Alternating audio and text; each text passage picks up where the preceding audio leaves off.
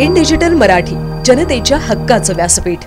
गेल्या काही दिवसांपासून सुरू असलेल्या पावसामुळे शहरात जुनी झाडे उन्मळून पडण्याचे प्रकार सुरू आहेत। याच क्रमाने उल्हासनगर कॅम्प 2 झुलेला शाळेजवळील विद्युत खांबावर जुने झाड पडल्याने विद्युत खांब खराब होऊन खाली वाकला।